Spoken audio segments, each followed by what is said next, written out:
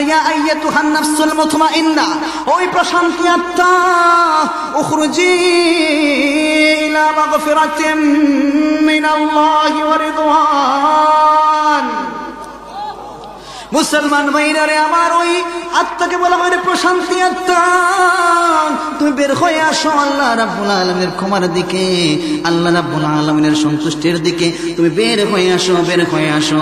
বিশ্বনবী উদাহরণ দিয়ে বললেন, বশ থেকে যখন পাত্র থেকে পানি পড়ে, পানিটা যেমন সহজে বের হয়ে যায়, মুমিন বান্দার জানটাও তেমন সহজে বের হয়ে আসে। আমার মুসলমান ভাইরা, তখন ওই জানটা, ওই প্রাণটা, ওই রূহটা দিয়ে দেওয়া হয় রহমতের ফেরেশতাদের কাছে। ওই রূহটা দিয়ে দেওয়া হয়, দিয়ে যখন দেওয়া হয় তখন তারা ওই সুগন্ধি কাফনের মধ্যে পেঁচিয়ে আসমানে নিয়ে যান, ইল্লিয়িন নিয়ে যান। যেখানে বলা হয়েছে ইল্লিয়িন, সেখানে নিয়ে যাওয়া হয়। এই পবিত্র আত্মাকে যখন ইল্লিয়িনে নিয়ে যাওয়া হয়, ঊর্ধ্ব আসমানে যখন নিয়ে যাওয়া হয়, ঊর্ধ্ব আসমানে নিয়ে যাওয়ার সময় তখন ফেরেশতারা, সেখানে দ্বার রক্ষী ফেরেশতারা রয়েছেন, বললেন কাকে তোমরা নিয়ে এসেছো?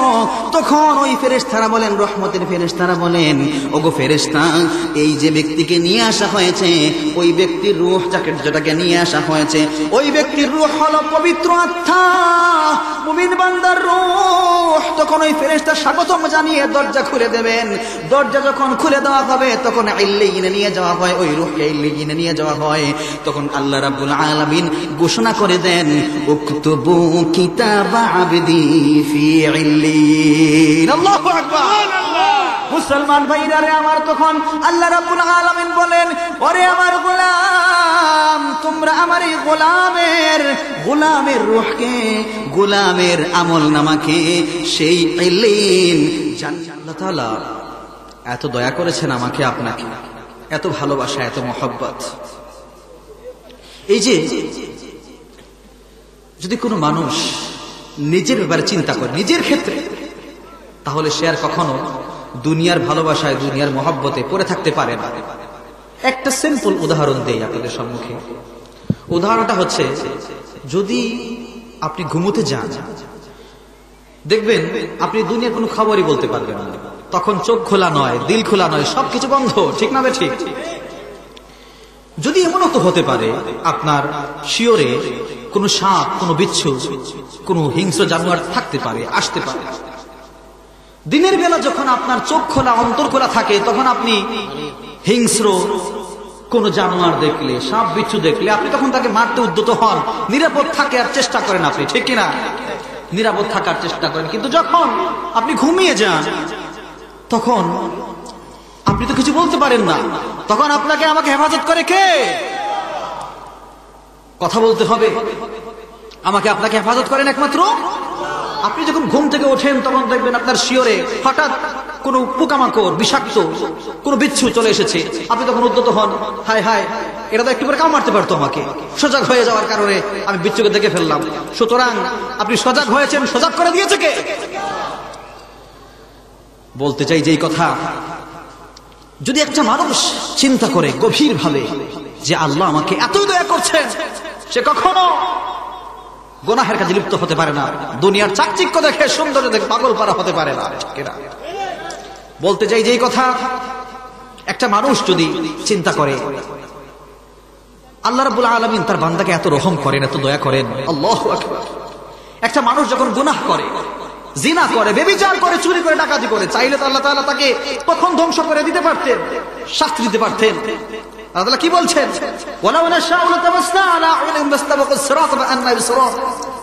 যদি আমি চাইতাম, তাদের চক্ষুকে, দৃষ্টিবন্ধকে আমি একবারে নিঃশেষ করে দিতাম। সাথে সাথে গজব দিতে পারতেন। চুরি করছে, সাথে সাথে গজব, জিনা করেছে, সাথে সাথে গজব দিতে পারতেন, ঠিক কিনা? তখনও আল্লাহ বলেন, বান্দা, তোকে আমি শেষ করে দিতে চাই না, তোকে আমি ধ্বংস করব না, তোকে গজব দিয়ে মেরে ফেলবো না। কিন্তু তখন জমিন কি বলে? তখন সাগর কি বলে? নদী কি বলে? রব্বে কারীম, মাওলা, একবার অনুমতি দিয়ে দাও, একবার অনুমতি দাও, ফেটে যায়। ফেটে গিয়ে তোমার এই অবাধ্য গোলামকে, নাফরমান গোলামকে মাটির নিচে ঢুকিয়ে দিয়ে দাবাগত করে দেয়। অনুমতি চায় সেই মাটি। সাগর দৈনিক 3 বার, উত্তাল সাগর। আপনারা দেখবেন ওই সাগর মাঝখানে, মাঝ ঢেউ, তরঙ্গ আকাশ সমতরঙ্গ, পাহাড় সমতরঙ্গ যখন পারে চলে আসে নিস্তেজ হয়ে যায়, ঠিক কিনা? যারা গিয়েছেন কক্সবাজারে, গিয়েছেন সমুদ্র বন্দরে, দেখবেন সমুদ্রের মাঝখানে কি বড় ঢেউ, উত্তাল ঢেউ। যখন পারে আসে আল্লাহ বলেন খবরদার নিস্তেজ হয়ে যায়, সেই সমুদ্র নিস্তেজ হয়ে যায়। চিল্লায়ে বলেন আল্লাহু আকবার। এবার শুনুন হাকিকত কাকে বলা হয়। হাকিকত হচ্ছে এটাই, আমাদের প্রত্যেকের মৃত্যু আছে না নাই? কোন মানুষ মৃত্যু থেকে পলায়ন করতে পারে না, মৃত্যু তাকে কখনো ছাড়বে না, ঠিক কিনা? এমন জিনিস এই মৃত্যু, যত পালোয়ান হয় না কেন, ক্ষমতাধর শক্তিশালী হয় না কেন, মৃত্যু তাকে কখনো ছাড়বে না, ঠিক কিনা?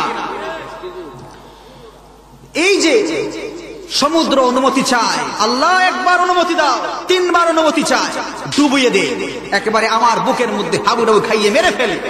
জমিন অনুমতি চায়, আল্লাহ বলেন খবরদার, না না, আমার বান্দাকে তওবা করার সুযোগ দাও। চিল্লায়ে বলেন আল্লাহু আকবার।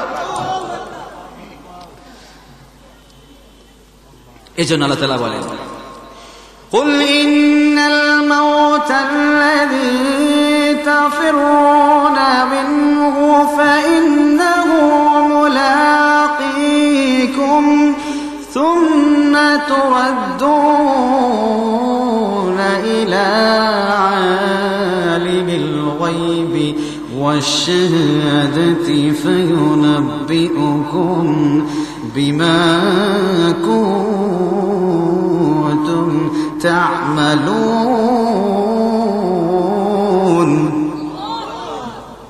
এজন্য আল্লাহ তাআলা বলেন তোমরা যে মৃত্যু থেকে পলায়ন করতে চাও, সেই মৃত্যুর সাথে তোমরা অবশ্যই, সেই মৃত্যু তোমাদের সাথে অবশ্যই অবশ্যই সাক্ষাৎ করবে। তখন তোমরা প্রত্যাবর্তিত হবে, তোমরা ফিরে যাবে সেই মহান আল্লাহ রাব্বুল আলামিনের কাছে, যেই আল্লাহ রাব্বুল আলামিন দৃশ্য দৃশ্য সবকিছুর জ্ঞান রাখেন। সুতরাং তিনি বলে দিবেন তোমরা প্রত্যেকেই কে কোন আমল করতে তোমাদেরকে জানিয়ে দেবেন। আমার মুসলমান ভাইরা, বিশ্ব নবীজি হাদিসের মধ্যে বললেন সেই 7 বিনিষ্টকারী আকসিরু যিকরা হাদিমিল লাযাতিল মাউত, সেই 7 বিনিষ্টকারী, দুনিয়ার 7 বিনিষ্টকারী মৃত্যুকে বারবার স্মরণ করো। মৃত্যুকে স্মরণ করবে, ওই মৃত্যু কাউকে ছাড়বে না, ওই মৃত্যু থেকে কেউ পলায়ন করতে পারবে না। জোরে বলেন ঠিক কিনা? আমার মুসলমান ভাইরা, এই জন্য বিশ্ব নবী হাদিসের মধ্যে বলেন আল কবরু রাউযাতুম মিন রিয়াদিল জান্নাহ ওয়া হুফরাতুম মিন হুফারিন নার। এই কবরটা কারো জন্য হয়ে যায় জান্নাতের টুকরা, আর কারো জন্য হয়ে যায় জাহান্নামের টুকরা।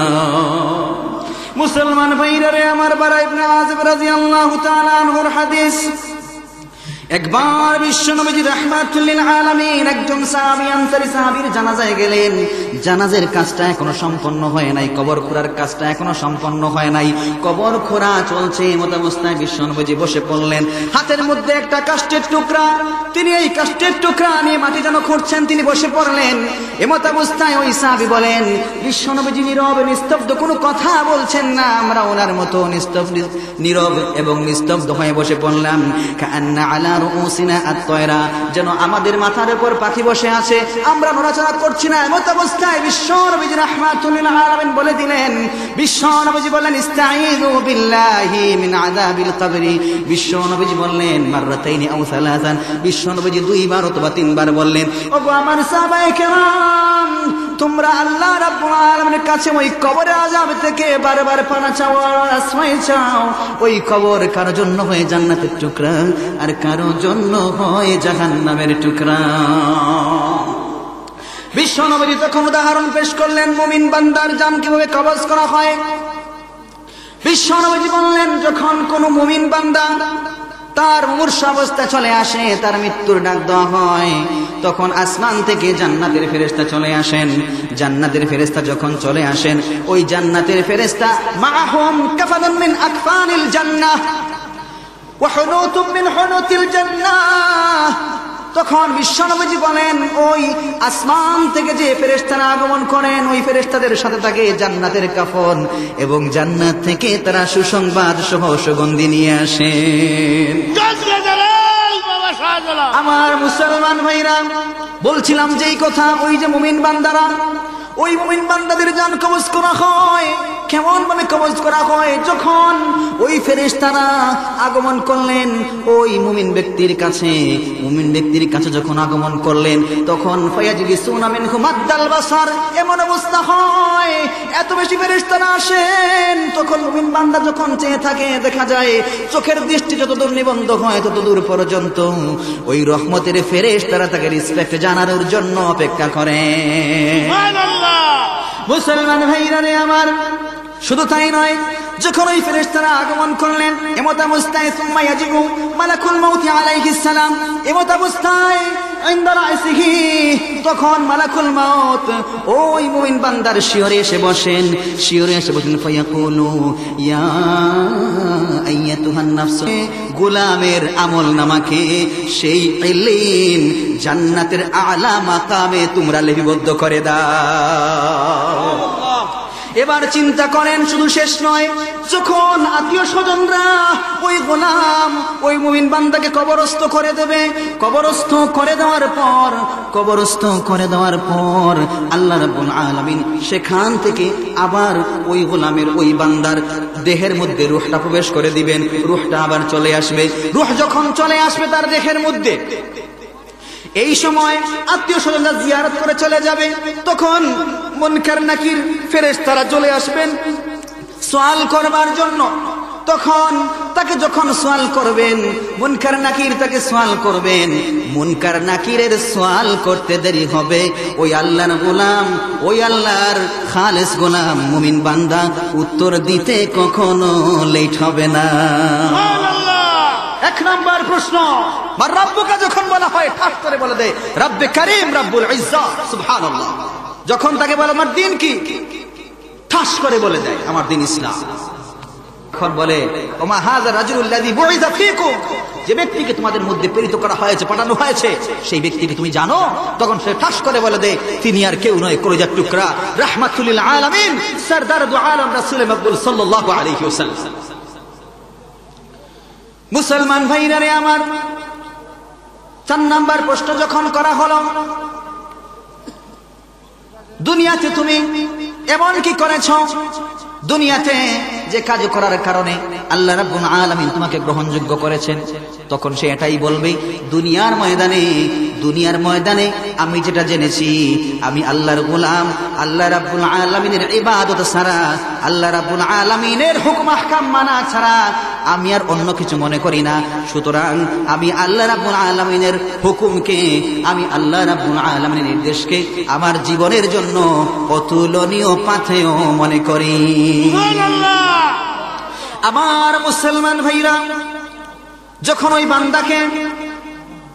বান্দাকে ফেরেশতারা বলবেন, আল্লাহ রাব্বুল আলামিন ওই সমস্ত মুমিন মুত্তাকিদেরকে যে ওয়াদা দিয়েছেন, সেই ওয়াদা দেওয়ার কারণে আল্লাহ রাব্বুল আলামিন ঘোষণা দিয়েছেন তোমাকে জান্নাতের বিছানা বিছিয়ে দেব, তোমাকে জান্নাতের বিছানা দেওয়া হবে, সেই জান্নাতের দরজা খুলে দেওয়া হবে, জান্নাত থেকে সুন্দর সুগন্ধি আসবে, মনোরম সুগন্ধি আসবে জান্নাত থেকে। শুধু তাই নয়, জান্নাত থেকে জান্নাতি হাওয়া আসবে। সুতরাং তুমি নববধূর মতো শুয়ে যাও। যখন ইসরাফিল আলাইহিস সালাম ফুঁক দিবেন, তখন আল্লাহ রাব্বুল আলামিন তোমাদেরকে ঘুম থেকে তুলবেন। সুবহানাল্লাহ। আমার মুসলমান ভাইরা, শুধু তাই নয়, যখন এই সুসংবাদ দেওয়া হবে, ওই মুমিন বান্দা পাগল পারা হয়ে যাবে, বলবে না আর সহ্য হয় না, এত সুসংবাদ, আল্লাহ রাব্বুল আলামিন আমাকে এত নিয়ামত দান করেছেন, আর সহ্য হয় না গো, আর সহ্য হয় না, আমাকে যেতে দাও, আমি আমার পরিবার পরিজনের কাছে চলে যাব, আমি আমার পরিবারের কাছে বলবো তোমরা আমার জন্য চিন্তা করো না, আল্লাহ রাব্বুল আলামিন আমাকে এত শান্তি রেখেছেন, এরকম শান্তি দুনিয়ার সাথে তুলনা করা যায় না। মুসলমান ভাইরা রে আমার, এখন বললাম যেটা ইমানদার ব্যক্তির রূহটা কবজ করা হয় কিভাবে। ওই ব্যক্তিকে বলা হয় ফালবিসুহু মিনাল জান্নাহ ফাফরিশুহু মিনাল জান্নাহ, জান্নাতের পোশাক পরিয়ে দাও, জান্নাতের বিছানা বিছিয়ে দাও। ওই ব্যক্তি চির শান্তির জায়গা কবরের মধ্যে আরামায়েশে শুয়ে যাবে, এমন ঘুম দিবে আল্লাহ রাব্বুল আলামিন কেবলমাত্র তাকে কিয়ামতের দিন তাকে জাগ্রত করবে। সুবহানাল্লাহ। আল্লাহ রাব্বুল আলামিন আমাদেরকে আমাদের রূহকে যেন মুমিন মুসলমানদের মতো রূহটাকে বের করেন। সবাই পড়েন আমিন। এজন্য বলতে যাই যেই কথা, এই দুনিয়ার চাকচিক্যে পড়ে গেলে, দুনিয়ার সৌন্দর্যে পড়ে গেলে মানুষ দুনিয়ার প্রতি আসক্ত হয়ে গেলে আখিরাত ভুলে যায়, ঠিক কিনা? দুনিয়ার মধ্যে যদি সে ভোগ বিলাসে পড়ে যায়, মৃত্যুটা ভুলে যায়, কবর জগতের সেই জগৎটাকে সে ভুলে যায়। এই যে কবর জগৎ, জগৎ আছে পাঁচটা। আলমে আরওয়াহ, রুহের জগৎ একটা। আলমে রহম, মায়ের গর্ভে আরেকটা জগৎ, সেটা হচ্ছে শিশুর জন্ম আরেকটা জগৎ। আলমে বারজাখ, এটা হচ্ছে কবর জগৎ, অন্তরাল, পর্দা, যেখানে কোন মানুষ যদি যায় এই কবরের বিষয় সম্পর্কে কারোর সাথে শেয়ার করতে পারে না, ঠিক কিনা? কবরের যে একবার মারা যায়, তার মৃত্যু হয়ে যায়, এই মৃত্যু বিষয় কি শেয়ার করতে পারে, জানাতে পারে? কবরে কি হচ্ছে তা কল্পনা করা যায়। এই কবর জগৎ, মানুষ কখনো এই কবর জগতের অবস্থা জানতে পারবে না, এবং জিন শুধু জানতে পারে পশু পঙ্খীরা। প্রশ্ন করবেন যে হুজুর, জানলে সমস্যাটা কি? জানলে সমস্যাটা কি? যদি জানতাম তো ভালো হইতো, সচেতন হয়ে যেতাম। যদি কবর জগতের আযাব সম্পর্কে মানুষ জানতো, তাহলে মানুষ তার আত্মীয় স্বজনকে কখনো কবর দিত না, ঠিক কিনা বলে? বিশ্বনবী বলেন, আমার আশঙ্কা হয় যদি কবর জগতের সকল খবর তোমাদেরকে জানিয়ে দেই, তাহলে তোমরা তোমাদের বাবা মা আত্মীয় স্বজনকে কবর দেবে না। সুবহানাল্লাহ বলবেন না? চিন্তা করে দেখেন কবর জগৎ সম্পর্কে বিশ্বনবীজি কি বলেছেন। আযাবুল কবরে হাক্কুন, বিশ্বনবীজি বলেছেন কবরের আযাব সত্য, কোনো সন্দেহ নাই, ঠিক কিনা? এজন্য বলতে চাই এই কথা, যদি কবর জগতের বিষয়গুলো আমার আপনার জানা হয়ে যায়, তাহলে পরীক্ষা কিসের পরীক্ষা? এজন্য আল্লাহ তাআলা বলছেন কোরআনের মধ্যে, ইন্নাল্লাযীনা ইয়াখশাউনা রাব্বাহুম বিল গায়বি লাহুম মাগফিরাতুন ওয়া আজরুন কাবীর।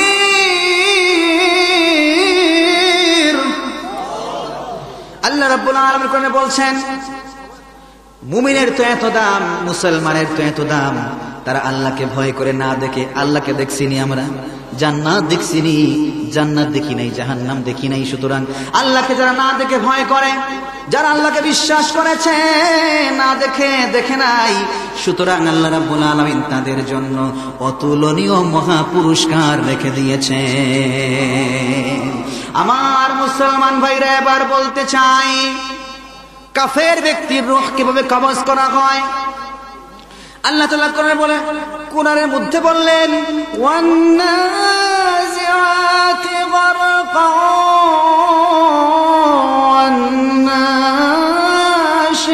ওয়ান্নাশিতাতি নাশতা।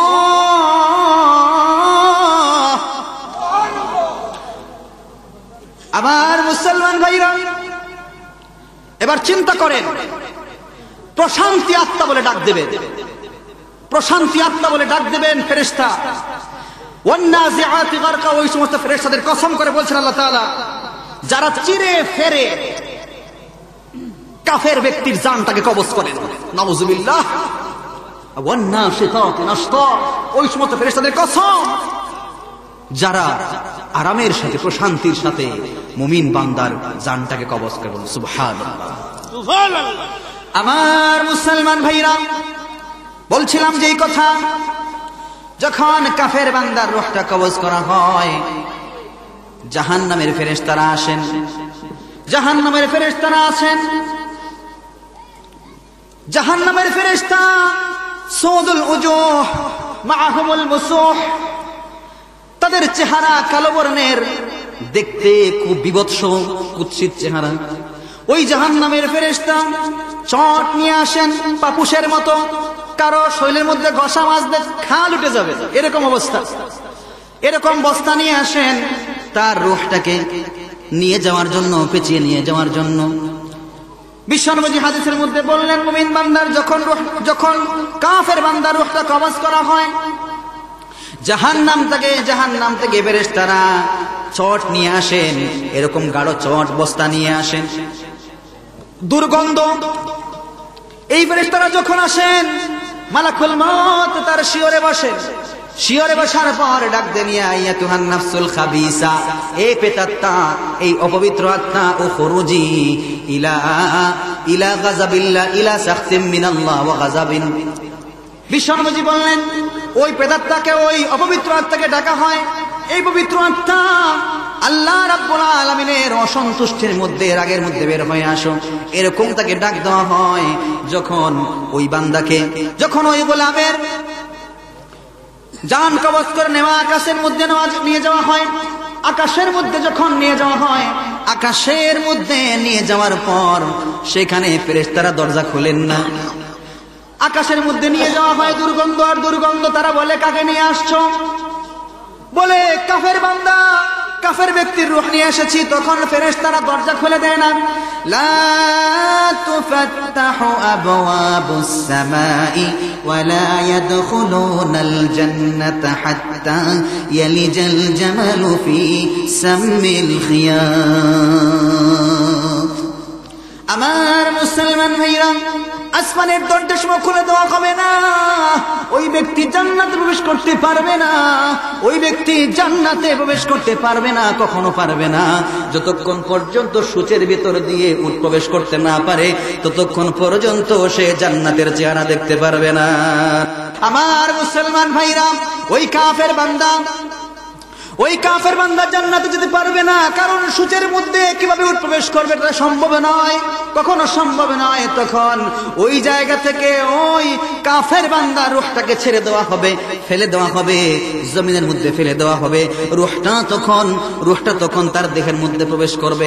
এমত অবস্থায় মুনকার নাকির আসবেন, তাকে প্রশ্ন করবেন, কোন একটা প্রশ্নের উত্তর দিতে পারবে না, কোন একটা প্রশ্নের উত্তর দিতে পারবে না। তখন সে বলবে লাদ্রি লাদ্রি হাইহাত লাদ্রি, জানি না জানি না, সবকিছু হারিয়ে ফেলেছি, সবকিছু হারিয়ে ফেলেছি। আল্লাহ রাব্বুল আলামিন বলবেন উকতুব কিতাবাহু ফি সিজ্জিন, ওই বান্দার, ওই গোলামের আমলনামাকে তোমরা সিজ্জিনের মধ্যে রেখে দিয়ে আসো। আল্লাহু আকবার। আমার মুসলমান ভাইরা, বলতে চাই যেই কথা, তখন আযাব শুরু হয়ে যাবে, আযাব শুরু হয়ে যাবে। এমত অবস্থায় একজন ব্যক্তি আসবে, কুৎসিত একজন ব্যক্তি এসে তার সামনে দণ্ডায়মান হবে। সে বলবে, তুমি কে রে ভাই? তোমাকে দেখতে তো বিশ্রী মনে হচ্ছে কেন? তোমাকে দেখতে বড় খারাপ লাগছে। সে বলে, আমি আর কেউ নই, আমি তোমার দুঃসংবাদ নিয়ে এসেছি। সে বলে, তোমাকে তো দেখতেই মনে হয় দুঃসংবাদের মতো। সে বলবে, আমি তোমার আমলনামা, আমি তোমার আমলনামা। তুমি দুনিয়ার ময়দানে ইচ্ছা মতো গুনাহের কাজ করেছো, খেয়াল খুশি অনুযায়ী চলেছো, সুতরাং আজকে তোমার কোনো রক্ষা নাই। কবরের মধ্যে তোমার আযাব বহন করতে হবে, এমনকি কিয়ামতের ময়দানে রয়েছে তোমার জন্য চিরস্থায়ী জাহান্নাম। মুসলমান ভাইরা রে আমার, এই শেষ নয়, এই শেষ নয়। এখানে অনেক আছেন কারো মা নাই, বাবা নাই, অনেক আছেন আত্মীয় স্বজন মহব্বতের মানুষ অনেক নাই। দেখা যায় আমি হসপিটালের মধ্যে অসুস্থ, আমার আগে চলে গেছে সুস্থ সবল মানুষ। কথা ঠিক না বেঠিক? এরকম আছে না? দেখা যায় অনেক অসুস্থ ঘরের মধ্যে আছে, পা অবশ হয়ে গেছে, শরীরটা অবশ, কিন্তু দেখা যায় সুস্থ সবল মানুষ চলে গেছে দুনিয়া থেকে। এরকম আছে না নাই? মুসলমান ভাইরা রে আমার, বলতে চাই যে এই কথা, কবরের আযাব শেষ নয়, কবরের আযাব আরো রয়েছে, কবরের আরো অনেক আযাব রয়েছে। কবরের আযাব সম্পর্কে শরীফের মধ্যে রিওয়ায়াত করলেন, বিশ্ব নবীজি স্বপ্নে দেখলেন। বিশ্ব নবীজি স্বপ্নে অনেকবার সফর করেছেন, মেরাজ করেছেন। বিশ্ব নবীজি একবার বলেন, আমি স্বপ্নে দেখলাম দুইজন মানুষ এসে আমাকে নিয়ে যাচ্ছে, দুইজন মানুষ এসে আমাকে নিয়ে যাচ্ছে। আমাকে যখন তারা একটা পবিত্র স্থানের দিকে নিয়ে গেল, আমি দেখলাম একজন মানুষ সে নিজে নিজে তার চোয়ালের ভিতর ছুরি ঢুকিয়েছে, তারপর গলা কাটছে, তারপর মাথা পর্যন্ত নিয়ে আসছে। আমি হতবাক হয়ে বললাম, ওগো ফেরেশতা, এটা কি দেখছি? হতবাক লাগছে, এটা কি?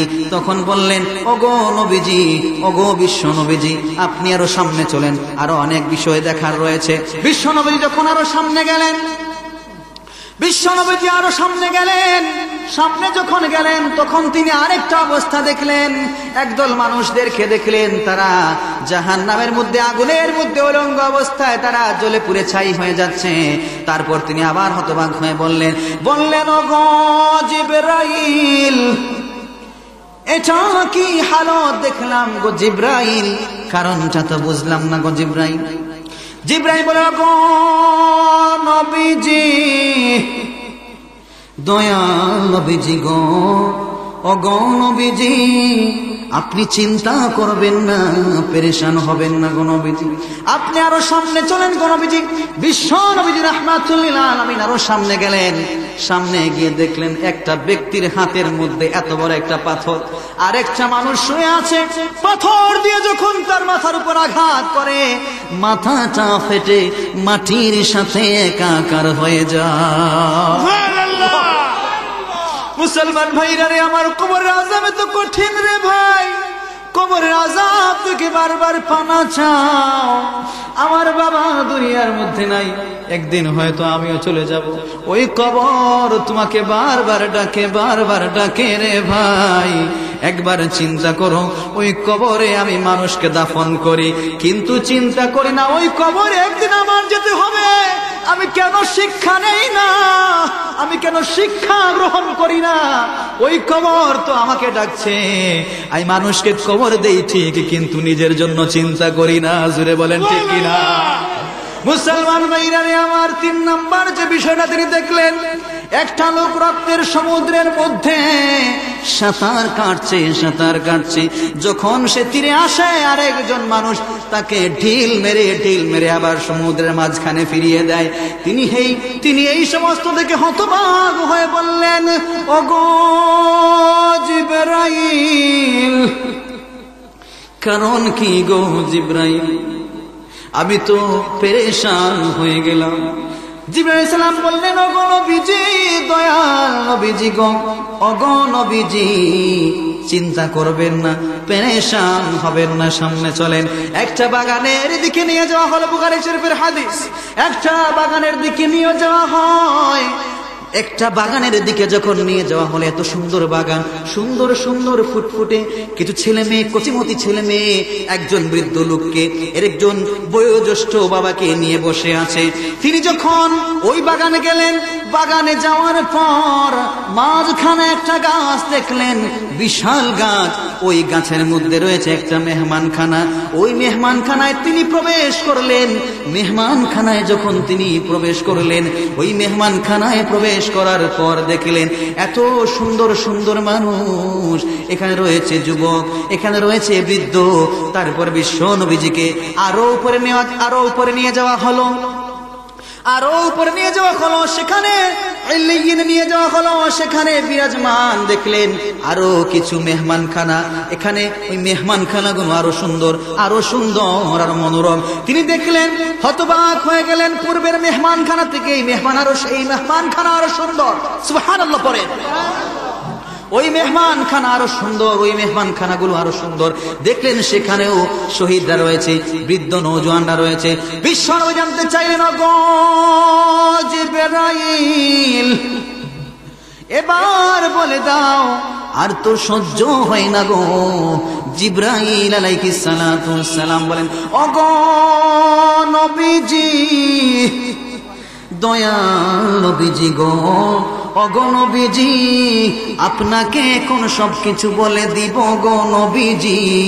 প্রথমে যে আপনি একটা ব্যক্তিকে দেখেছেন, যেই ব্যক্তির চোয়ালের দিকে ছুরি ঢুকিয়ে গলাটা আলাদা করে দেয়, ওই ব্যক্তি কথায় কথায় মিথ্যা কথা বলে, কথায় কথায় মিথ্যা কথা বলে।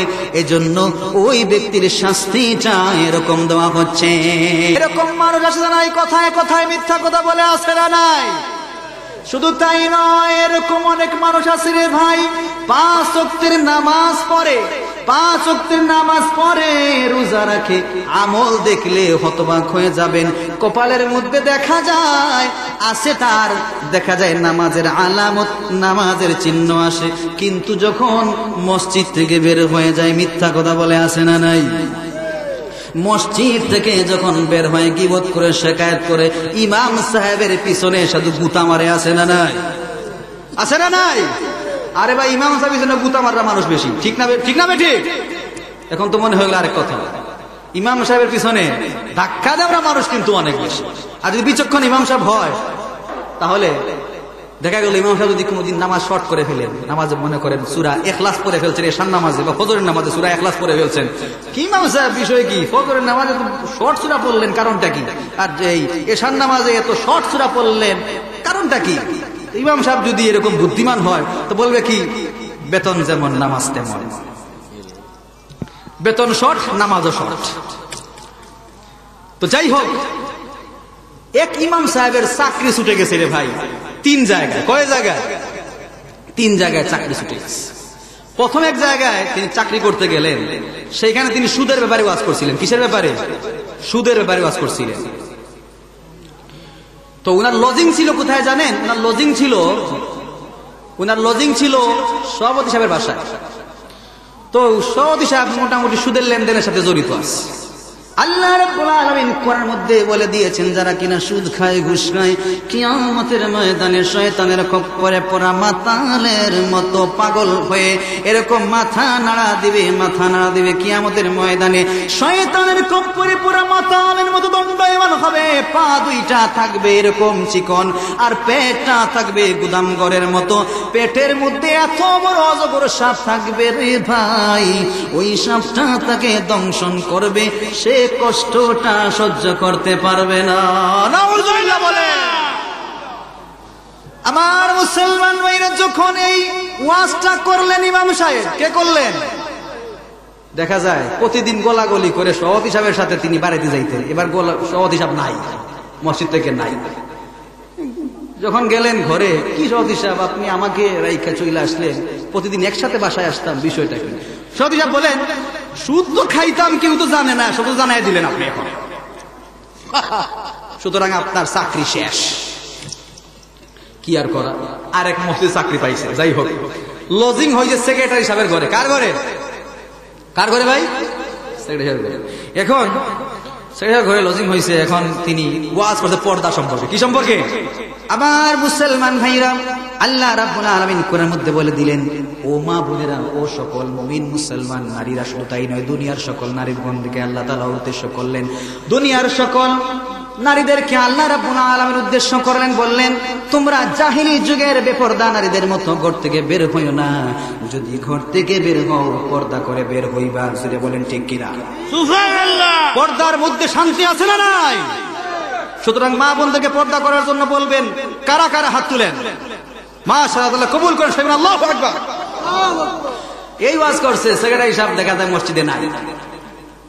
এখন সেক্রেটারি সাহেব বাসায় গেছে। কি সেক্রেটারি সাহেব আমাকে ফালায় চলে আসলেন, কারণটা কি? হ্যাঁ, আমার স্ত্রী আপনার প্লেটে ভাত বেড়ে দেয়, আর আপনার স্ত্রীর বিরুদ্ধে ওয়াজ করছেন, চাকরি শেষ। খেলা হয় না। এখন যাই হোক, 3 নাম্বার চাকরি। কয় নাম্বার চাকরি? এখন কেশিয়ারের ঘরে লজিং হয়েছে। কার ঘরে? এখন ইমাম সাহেব নামাজে তেলাওয়াত করতেছে, ইয়াসিন ওয়াল কুরআনিল হাকীম ইন্নাকা লামিনাল মুরসালিন।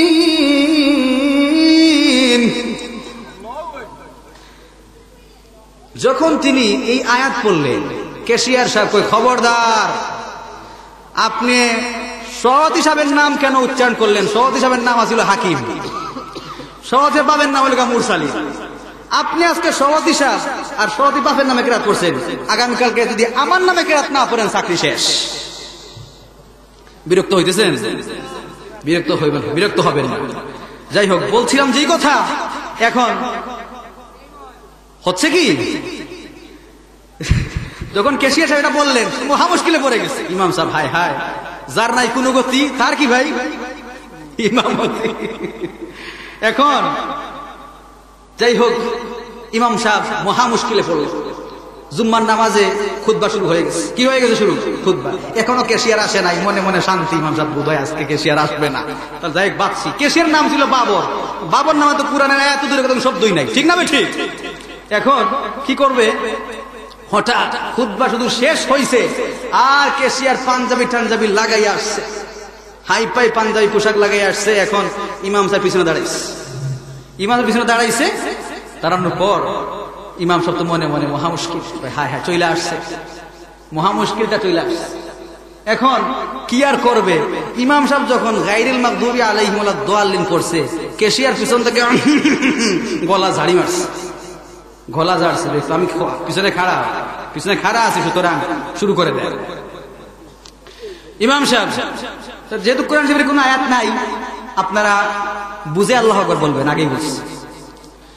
ইয়া বাবর আনতা কালবুন ওয়া আবুকা হিমারুন ওয়া জাদ্দুকা খিনজিরুন ইন্নাহুমুল জাহিলুন।